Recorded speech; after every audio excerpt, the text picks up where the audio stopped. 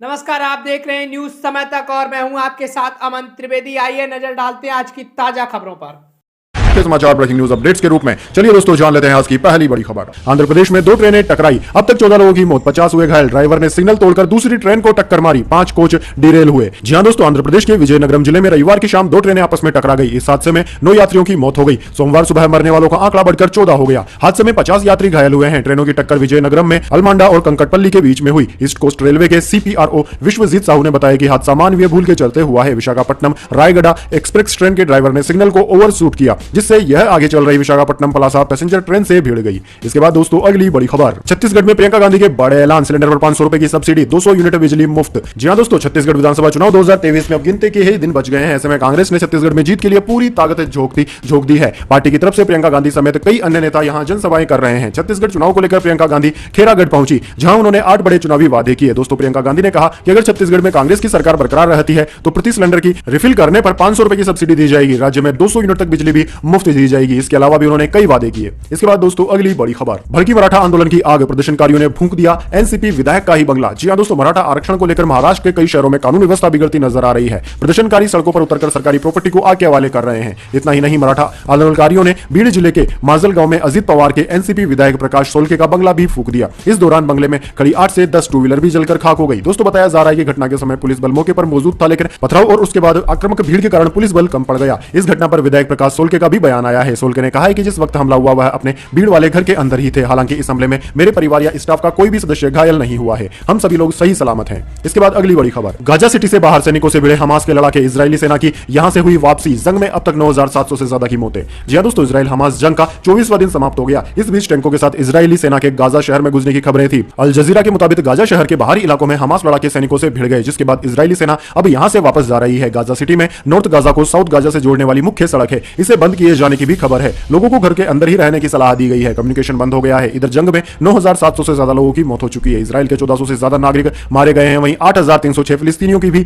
मौत हो गई है। इसके बाद दोस्तों अगली बड़ी खबर, विपक्षी गठबंधन इंडिया को राहत, सुप्रीम कोर्ट से बोला चुनाव आयोग हम किसी अलायंस को रेगुलेट नहीं कर सकते। जी हां दोस्तों, लोकसभा चुनाव 2024 के मद्देनजर एनडीए के खिलाफ एकजुट हुए 26 दलों वाले विपक्षी गठबंधन इंडिया के नाम को लेकर दिल्ली हाईकोर्ट में सुनवाई के दौरान चुनाव आयोग की ओर से बड़ी राहत मिली। दिल्ली हाईकोर्ट में चुनाव आयोग ने कहा कि हम लोक प्रतिनिधित्व अधिनियम 1951 के तहत किसी भी गठबंधन को रेगुलेट नहीं कर सकते। आयोग ने कोर्ट में कहा कि Indian national development inclusive alliance यानी कि इंडिया के नाम पर हम कुछ नहीं कर सकते, क्योंकि लोक प्रतिनिधित्व अधिनियम 1951 के सेक्शन 29A के मुताबिक गठबंधन विनियमित संस्थाएं नहीं है। दरअसल बिजनेसमैन गिरीश भारद्वाज ने हाईकोर्ट में जनहित याचिका दायर कर विपक्षी दलों के गठबंधन के नाम इंडिया को लेकर चुनौती दी थी। इसके बाद दोस्तों अगली बड़ी खबर, वर्ल्ड कप के बीच पाकिस्तान क्रिकेट टीम से आई बड़ी खबर, चीफ सेलेक्टर इंजमाम उल हक ने दे दिया इस्तीफा। जी हां दोस्तों, भारत में खेले जा रहे वनडे वर्ल्ड कप 2023 के बीच पाकिस्तान क्रिकेट से एक बड़ी खबर सामने आई है। पाकिस्तान क्रिकेट टीम के चीफ सेलेक्टर इंजमाम उल हक ने अपने पद से इस्तीफा दे दिया है। उन्होंने अपना यह इस्तीफा पाकिस्तान क्रिकेट बोर्ड PCB के चीफ जका अशरफ को भेज दिया है। 53 साल के इंजमाम उल हक को हारून रशीद के पद छोड़ने के बाद अगस्त के महीने में PCB का चीफ सेलेक्टर बनाया गया था। इससे पहले इंजमाम ने 2016 से 2019 के दौरान भी चीफ सेलेक्टर का पद संभाला था। उनकी चीफ सेलेक्टर रहने के दौरान ही पाकिस्तान ने भारत को हराकर 2017 की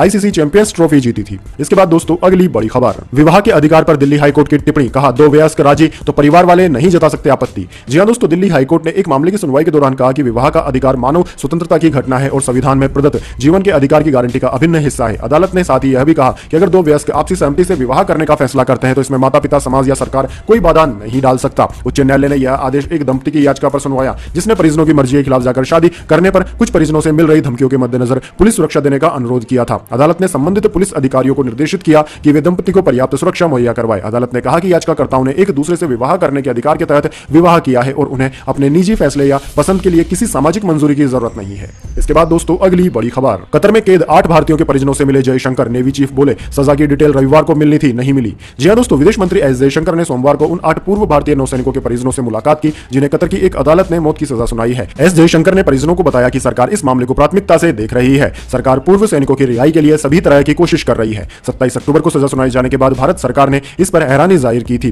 कहा था कि उन्हें छुड़ाने के लिए कानूनी रास्ते खोजे जा रहे हैं। विदेश मंत्रालय ने बयान जारी कर कहा था कि हम जजमेंट की डिटेलिंग का इंतजार कर रहे हैं। दोस्तों, कतर सरकार ने 8 भारतीयों पर लगे आरोपों आरोपों को सार्वजनिक अभी तक नहीं किया है। वहीं Indian navy chief admiral Hari Kumar ने भी कतर में कैद पूर्व भारतीय नौसैनिकों को लेकर जानकारी दी। गोवा में एक इवेंट के दौरान उन्होंने कहा कि सरकार सभी पूर्व नौसैनिकों को छुड़ाने के लिए पूरी कोशिश कर रही है। इसके बाद दोस्तों अगली बड़ी खबर, कश्मीर में जब भी अमन होता है पाकिस्तान को तकलीफ होती है। 24 घंटे में 2 आतंकी हमलों पर बोले डीजीपी दिलबाग सिंह। जी हां दोस्तों, पिछले 24 घंटे में कश्मीर घाटी में हुए 2 आतंकवादी हमले पर सख्त प्रतिक्रिया देते हुए जम्मू कश्मीर के पुलिस महानिदेशक डीजीपी दिलबाग सिंह ने सोमवार को कहा कि जब कश्मीर में अमन बहाल होता है तब पाकिस्तान को तकलीफ होती है। उन्होंने कहा कि पाकिस्तान पिछले 30 साल से यही करता आ रहा है। जम्मू कश्मीर के पुलवामा जिले में सोमवार को आतंकवादियों ने गोली मारकर उत्तर प्रदेश के एक व्यक्ति की हत्या कर दी थी। अधिकारियों ने बताया कि उत्तर प्रदेश के मुकेश सिंह को दोपहर करीब 12:45 पर पुलवामा जिले के राजपुरा इलाके में गोली मारी गई। इससे पहले श्रीनगर के ईदगाह इलाके में आतंकवादियों ने एक पुलिस अधिकारी को गोली मारकर गंभीर रूप से घायल कर दिया था। निरीक्षक मसरूर अहमद वानी को उस समय 3 गोली मार दी गई जब वह ईदगाह मैदान में स्थानीय लोगों के साथ क्रिकेट खेल रहे थे। इसके बाद दोस्तों अगली बड़ी खबर, ऑनलाइन सट्टेबाजी मामले में अब बादशाह पर कसा शिकंजा, महाराष्ट्र पुलिस ने की रेपर से पूछताछ। जी हां दोस्तों, ऑनलाइन सट्टेबाजी कंपनी ऐप फेयर प्ले मामले के तार अब रेपर और सिंगर बादशाह से भी जुड़ते नजर आ रहे हैं। दरअसल दोस्तों न्यूज एजेंसी एनआई के मुताबिक सोमवार को महाराष्ट्र पुलिस की साइबर सेल ने ऑनलाइन सट्टेबाजी कंपनी ऐप फेयर प्ले मामले में बादशाह से पूछताछ की। दोस्तों आपकी जानकारी के लिए बता दें कि इस मामले में एक्टर रणबीर कपूर, संजय दत्त, कपिल शर्मा और श्रद्धा कपूर समेत 40 सितारों के नाम सामने आ चुके हैं। बादशाह पर महादेव ऐप की सहायक ऐप फेयर प्ले को बढ़ावा देने का आरोप है। यही वजह है कि रेपर को पूछताछ के लिए समन भेजा गया था। बादशाह ने इस ऐप का प्रमोशन किया था। फेयर प्ले ने इंडियन प्रीमियर लीग आईपीएल 2023 की स्क्रीनिंग भी की थी। ऐसे में ऐप के खिलाफ डिजिटल पायरेसी का मामला भी दर्ज हुआ था। इसके बाद दोस्तों अगली बड़ी खबर, तेलंगाना में बीआरएस सांसद कोथा प्रभाकर को चाकू मारा, चुनाव प्रभार के दौरान हमला हुआ, भीड़ ने आरोपी को पीट कर पुलिस को सौंप दिया। जी हां दोस्तों, तेलंगाना से सांसद और विधानसभा चुनाव में बीआरएस प्रत्याशी कोथा प्रभाकर रेड्डी को सोमवार को चाकू से हमले का शिकार होना पड़ा। घटना को उस वक्त अंजाम दिया गया जब वो सिद्दीपेट के सुरामपल्ली गांव में चुनाव प्रचार कर रहे थे। न्यूज एजेंसी पीटीआई की रिपोर्ट के मुताबिक प्रभाकर को पेट में चाकू मारा गया। उन्हें तुरंत गजवेल अस्पताल ले जाया गया। उनकी हालत अभी स्थिर है। उन्हें हैदराबाद भी शिफ्ट किया जा सकता है। वहीं भीड़ ने आरोपी को पकड़कर उसकी पिटाई की और फिर पुलिस के हवाले कर दिया। दोस्तों इस घटना से जुड़े 2 वीडियो सोशल मीडिया पर जमकर वायरल हो रहे हैं। एक वीडियो में कोथा हाथ से पेट दबाकर अस्पताल जाते नजर आ रहे हैं। वहीं दूसरी में पार्टी कार्यकर्ता आरोपी को पीटते हुए दिखाई दे रहे हैं।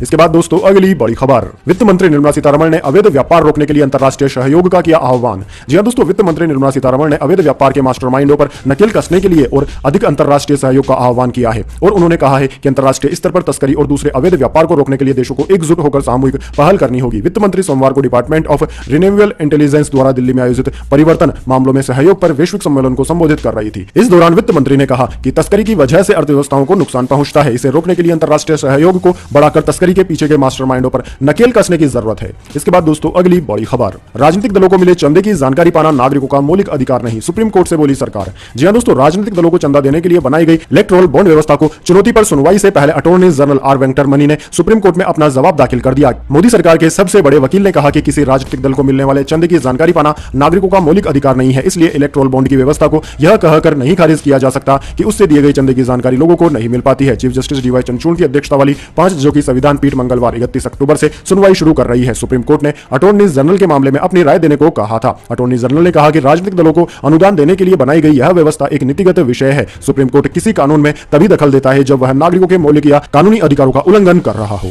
इसके बाद दोस्तों अगली बड़ी खबर, बिजनेसमैन फायदा और घूस, मनीष सिसोदिया की जमानत याचिका खारिज करते हुए सुप्रीम कोर्ट ने क्या क्या कहा। जी हां दोस्तों, दिल्ली के पूर्व उप मुख्यमंत्री मनीष सिसोदिया को झटका देते हुए सुप्रीम कोर्ट ने सोमवार को कथित दिल्ली शराब घोटाले मामले में हुए घोटाले से संबंधित भ्रष्टाचार और धन शोधन के मामलों में नियमित जमानत खारिज कर दी है। कोर्ट ने अपने आदेश में कहा कि इस मामले में अस्थायी रूप से 338 करोड़ रुपए के मनी ट्रोल होने की पुष्टि हुई है। न्यायमूर्ति संजीव खन्ना और न्यायमूर्ति एसवीएन भट्टी की पीठ ने कहा कि उसने जांच एजेंसियों से कहा है कि इन मामलों की सुनवाई 6 से 8 महीने में समाप्त हो जाएगी। पीठ ने कहा है कि लेकिन अगर मुद्दा डुलमुल तरीके से आगे बढ़ता है तो सिसोदिया इन मामलों में 3 महीने में जमानत के लिए आवेदन करने के लिए स्वतंत्र होंगे। कोर्ट ने कहा कि कुछ ऐसे पहलू हैं जिन्हें हमने संदिग्ध बताया है, लेकिन 338 करोड़ रुपए के मनी ट्रेल के संबंध में एक पहलू अस्थायी रूप से स्थापित किया गया है, इसलिए हमने जमानत के लिए आवेदन खारिज कर दिया है। इसके बाद दोस्तों जाने अगली बड़ी खबर, लेकिन उससे पहले मेरी आपसे छोटी सी रिक्वेस्ट है, अगर दोस्तों आपको हमारी न्यूज पसंद आई है तो इसे छोटा सा लाइक जरूर दे दीजिए और अगर आपको पसंद नहीं आई है तो बेशक आप डिसलाइक भी कर सकते हैं, लेकिन दोस्तों लाइक और डिसलाइक जरूर कीजिए क्योंकि दोस्तों यही हमारी मेहनत का फल होता है और इसी से हमें पता चलता है कि आपको हमारी वीडियोस पसंद आ रही है या नहीं। तो चलिए दोस्तों जान लेते हैं आज की अगली बड़ी खबर। सेंसेक्स 329 अंक बढ़कर 64,112 पर हुआ बंद। निफ्टी भी 93 अंक चढ़ा। बैंकिंग और आईटी शेयर में रही तेजी। जी हां दोस्तों, हफ्ते के पहले कारोबारी दिन यानी कि सोमवार को शेयर बाजार में बढ़त देखने को मिली। सेंसेक्स 329 अंक बढ़कर 64,112 के स्तर पर बंद हुआ। निफ्टी में भी तेजी रही। यह 93 अंक चढ़कर 19,140 के स्तर पर बंद हुआ। वहीं दोस्तों सेंसेक्स के 30 शेयरों में से 19 में तेजी और 11 में गिरावट देखने को मिली। आज बैंकिंग, आईटी, पेट्रोलियम और ऑटो सेक्टर के शेयर्स में अच्छी तेजी देखने को मिली। वहीं आज डॉलर के मुकाबले रुपया फ्लैट 83 रुपए 25 पैसे प्रति डॉलर पर बंद हुआ। वहीं दोस्तों बात करें निफ्टी 50 के टॉप गेनर और टॉप लूजर स्टॉक्स की, तो दोस्तों निफ्टी 50 के टॉप गेनर्स में आज बीपीसीएल, अल्ट्राटेक सीमेंट और ओएनजीसी रहे, जबकि निफ्टी 50 के टॉप लूजर्स में यूपीएल, टाटा मोटर्स और मारुति सुजुकी रहे। इसके बाद दोस्तों अगली बड़ी खबर, 61,000 के पार हुआ सोना। इस महीने अब तक 3600 रुपए से ज्यादा ज्यादा बढ़े दाम, चांदी भी 72,000 के करीब पहुंची। जी हां दोस्तों, 30 अक्टूबर को सोने चांदी के दामों में तेजी देखने को मिली है। Indian Boolean and jewellers association यानी कि IBGA की वेबसाइट के मुताबिक सराफा बाजार में 24 कैरेट सोने का दाम 511 रुपए बढ़कर 61,336 रुपए प्रति 10 ग्राम पर पहुंच गए। वहीं 18 कैरेट सोने की कीमत 46,002 रुपए पर पहुंच गई है। वहीं दोस्तों चांदी की बात करें तो चांदी की कीमत 827 रुपए चढ़कर 71,733 रुपए प्रति किलोग्राम पर पहुंच गई है। इससे एक दिन पहले यह 70,906 रुपए पर थी। इसके बाद दोस्तों अगली बड़ी खबर, अब इन लोगों को नहीं मिलेगा फ्री राशन, सरकार ने लिया बड़ा फैसला। जी हां दोस्तों, अगर आप भी फ्री राशन ले रहे हैं तो आपके लिए यह खबर बुरी साबित हो सकती है। दरअसल दोस्तों सरकार की तरफ से फ्री राशन लेने वालों के लिए एक और सख्त कदम उठाया गया है। अब सरकार ने कहा है कि लाखों लोगों को हम फ्री राशन नहीं देंगे। इसकी वजह भी सरकार की तरफ से बताई गई है। दोस्तों आपकी जानकारी के लिए बता दें, सरकार ने बताया है कि जो भी अपात्र राशन कार्ड धारक फ्री राशन स्कीम का फायदा ले रहे हैं उन सभी को इस स्कीम से तुरंत हटाया जा सकता है। फ्री राशन वाली सुविधा गरीबों और जरूरतमंदों के लिए है, न कि सभी वर्गों के लिए। फिलहाल अब सरकार लाखों लोगों को चिन्हित कर रही है जिनको फ्री राशन का फायदा नहीं मिलेगा। NFSA से मिली जानकारी के मुताबिक जो भी राशन कार्ड धारक इनकम टैक्स भरते हैं या फिर फ्री राशन लेने के पात्र नहीं है, इन सभी लोगों को फ्री राशन सुविधा का फायदा नहीं मिलेगा। सरकारी जानकारी के मुताबिक जिन भी लोगों के पास में 10 बीघा से ज्यादा जमीन है, इन लोगों को भी फ्री राशन का फायदा नहीं मिलेगा। इसके बाद दोस्तों अगली बड़ी खबर, टाटा बोले राशिद को 10 करोड़ देने का दावा झूठा, क्रिकेट से मेरा कोई नाता नहीं, व्हाट्सएप फॉरवर्ड्स पर विश्वास ना करें। जी हां दोस्तों, उद्योगपति रतन टाटा ने अपने सोशल मीडिया हैंडल X पर एक पोस्ट के जरिए उन सभी दावों का खंडन किया है जिसमें कहा जा रहा था कि रतन टाटा ने अफगानी क्रिकेट प्लेयर राशिद खान को 10 करोड़ रुपए का इनाम देने को कहा है। रतन टाटा ने कहा है कि मैंने ICC या किसी भी क्रिकेट फैकल्टी से किसी भी खिलाड़ी के बारे में फाइन या फिर रिवॉर्ड लेकर कोई बात नहीं की है। क्रिकेट से मेरा कोई संबंध नहीं है। कृपया इस तरह के व्हाट्सएप फॉरवर्ड और वीडियो पर तब तक विश्वास ना करें जब तक कि वो मेरे ऑफिशियल प्लेटफॉर्म से नहीं आए हो। दरअसल दोस्तों आपकी जानकारी के लिए बता दें, 23 अक्टूबर को पाकिस्तान और अफगानिस्तान के बीच ICC वर्ल्ड कप का मैच था। इस मैच में अफगानिस्तान ने पाकिस्तान को 8 विकेट से हरा दिया था। जीत का जश्न मनाते हुए राशिद खान मैदान में मौजूद इरफान पठान के साथ डांस करने लगे थे। इसके बाद गुरु प्रसाद मोहते नाम के X हैंडल से कहा गया कि पाकिस्तान पर जीत के बाद राशिद खान ने भारतीय झंडे के साथ सेलिब्रेशन किया। पाकिस्तान की ओर से शिकायत किए जाने के बाद ICC ने 55 लाख का जुर्माना लगाया, लेकिन रतन टाटा ने राशिद खान को 10 करोड़ रुपए देने का ऐलान कर दिया है। इसके बाद दोस्तों अगली बड़ी खबर, केरल ब्लास्ट धमाकों में अब तक 3 की मौत, CM विजयन ने बुलाई सर्वदलीय बैठक। जी हां दोस्तों, केरल के कलामासेरी में रविवार को एक कन्वेंशन सेंटर में सिलसिलेवार धमाके हुए। जानकारी के मुताबिक प्रार्थना सभा शुरू होने के कुछ मिनटों के बाद ही कम से कम 3 विस्फोट हुए थे। इसके बाद एक व्यक्ति ने अपना आत्मसमर्पण भी कर दिया था, उसको UAPA के तहत गिरफ्तार कर लिया गया है। अब दोस्तों उसी सिलसिले में वहां के मुख्यमंत्री विजयन ने एक सर्वदलीय बैठक बुलाई है जिसके अंदर इन सभी मुद्दों को डिस्कस किया जा सके। इसके बाद दोस्तों अगली बड़ी खबर, बिक गई अनिल अंबानी की दिवालिया कंपनी, खरीदार ने कहा जल्द करेंगे टेक ओवर, शेयर बना रॉकेट। जी हां दोस्तों, एशिया के सबसे अमीर इंसान मुकेश अंबानी के छोटे भाई अनिल अंबानी की company Reliance naval and engineering limited RNIL अब सोलर प्लांट लगाने वाली दिग्गज फर्म स्वान एनर्जी के पोर्टफोलियो में शामिल हो चुकी है। इसके बाद से ही स्वान एनर्जी स्टॉक में तूफानी तेजी देखने को मिल रही है। बीते कारोबारी हफ्ते के आखिरी दिन शुक्रवार को जहां इसमें 19% की जोरदार तेजी देखने को मिली थी, तो वहीं सोमवार को भी 5% की तेजी के साथ शेयर बंद हुआ। स्वान एनर्जी के शेयरों ने यह रफ्तार कंपनी द्वारा अनिल अंबानी की कंपनी के लिए की गई डील के तहत अग्रिम भुगतान किए जाने की खबर के बाद पकड़ी है। रिपोर्ट के मुताबिक national company law tribunal NCLT के समाधान योजना के जरिए स्वान एनर्जी ने Reliance naval and engineering limited RNIL के अधिग्रहण के लिए अग्रिम भुगतान पूरा कर लिया है। इस भुगतान के तहत 231.42 करोड़ रुपए की रकम जारी की गई है। इसके बाद दोस्तों अगली बड़ी खबर, राजस्थान चुनाव को लेकर कांग्रेस CEC की बैठक, जल्द आ सकती है तीसरी लिस्ट भी। जी हां दोस्तों, राजस्थान विधानसभा चुनाव को लेकर दिल्ली में कांग्रेस की केंद्रीय चुनाव समिति की बैठक हुई। माना जा रहा है कि जल्द ही कांग्रेस की तीसरी लिस्ट आ सकती है। इससे पहले कांग्रेस अपनी 2 सूचियों में 95 उम्मीदवारों के नामों का ऐलान कर चुकी है। दोस्तों इस बैठक में राहुल गांधी और सोनिया गांधी के अलावा राजस्थान के मुख्यमंत्री अशोक गहलोत, प्रदेश प्रभारी सुखजिंदर रंधावा,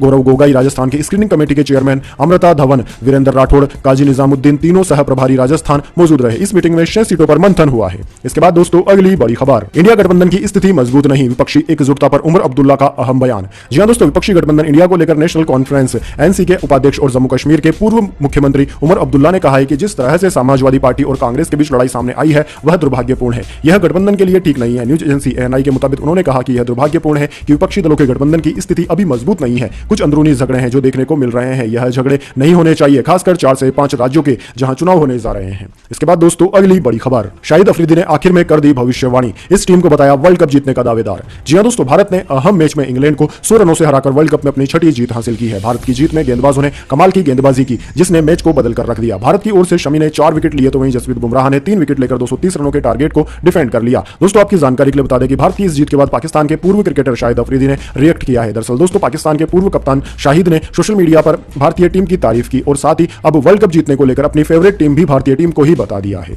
इसके बाद दोस्तों अगली बड़ी खबर, समय की कीमत, 13 घंटे लेट हुई ट्रेन तो अदालत ने समझा यात्री का दर्द, रेलवे पर ठोका इतना मोटा जुर्माना। जी हां दोस्तों, अगर आप भी अक्सर ट्रेन के लेट होने से परेशान है तो यह खबर आपके लिए है। दरअसल दोस्तों दक्षिण भारत में एक ऐसा मामला सामने आया जहां 13 घंटे ट्रेन लेट होने पर भारतीय रेलवे को एक युवक को 60,000 रुपए का मुआवजा देना पड़ा। उपभोक्ता अदालत में यात्रियों के समय के महत्व को समझा गया है। केरल के एर्नाकुलम जिले उपभोक्ता विवाद निवारण आयोग ने कार्तिक मोहन बनाम दक्षिण रेलवे के मामले में फैसला देते हुए कहा कि एक यात्री के समय के महत्व को नकारा नहीं जा सकता। इसके बाद दोस्तों अगली बड़ी खबर। रोनाल्डो ने किया सुपरस्टार सलमान खान को इग्नोर, लोगों ने लिए मजे, कहा विवेक ओबराय के बाद अब इसका करियर खत्म। जी हां दोस्तों, बॉलीवुड के गॉडफादर कहे जाने वाले सलमान खान की पूरी दुनिया दीवानी है। वे जहां भी जाते हैं फैंस उनकी एक झलक पाने के लिए बेताब रहते हैं, लेकिन शायद फुटबॉल के महारथी क्रिस्टियानो रोनाल्डो भाईजान को नहीं जानते हैं। दरअसल दोस्तों, बीते दिन सोशल मीडिया पर एक वीडियो सामने आया था जो चर्चा का विषय बन चुका है। इस वीडियो में आप देख सकते हैं कि कैसे रोनाल्डो सलमान खान को पहचान नहीं पाते हैं और आगे बढ़ जाते हैं। दोस्तों, आपकी जानकारी के लिए बता दें, दोनों स्टार सऊदी अरब में टाइसन फ्यूरी और फ्रांसिस नगनो के बीच एमएमए मैच देखने गए थे। दोस्तों, इसका वीडियो सोशल मीडिया पर जमकर वायरल किया जा रहा है और मीम्स की बाढ़ आ गई है। कई लोग सलमान खान के मजे लेते हुए नजर आ रहे हैं और मीम्स पर मीम्स शेयर कर रहे हैं। किसी एक यूजर ने वीडियो शेयर करते हुए लिखा, अब देखना सलमान भाई कैसे रोनाल्डो का करियर खत्म करते हैं। वहीं किसी अन्य यूजर ने कहा कि सलमान भाई अब इसका बायोपिक बनाकर फ्लॉप करवाएंगे। तो दोस्तों, यह थी आज की तमाम बड़ी खबरें। इसके बाद दोस्तों बारी आती है आज के माइंड क्यूज क्वेश्चन की। जी हां दोस्तों, एक आसान से सवाल का जवाब देकर आप जीत सकते हैं एक अमेजिंग सरप्राइज गिफ्ट हमारे यूट्यूब चैनल की ओर से। तो दोस्तों, आज का सवाल आपकी स्क्रीन पर आ चुका है। भारत में उड़न परी के नाम से कौन सी एथलीट मशहूर है? जी हां दोस्तों, अगर आप जानते हैं उस एथलीट का नाम जिसको कि उड़न परी कहा जाता है भारत में, तो जल्दी से उनका नाम कमेंट बॉक्स में लिख दीजिए। अगर दोस्तों आपका जवाब होता है एकदम सही और आप चले जाते हैं लकी विजेता के रूप में, तो आपको मिल सकता है एक सरप्राइज गिफ्ट हमारे यूट्यूब चैनल की ओर से। तो दोस्तों, जल्दी से अपना उत्तर कमेंट बॉक्स में लिख दीजिए, वीडियो को लाइक कर लीजिए और चैनल को सब्सक्राइब करके बेल आइकन भी दबा लीजिए। धन्यवाद। वंदे मातरम। फिलहाल खबर में इतना ही। तब तक के लिए देखते रहिएगा न्यूज समय तक और दीजिए यानी हमें यानी कि अमन त्रिवेदी को इजाजत। नमस्कार।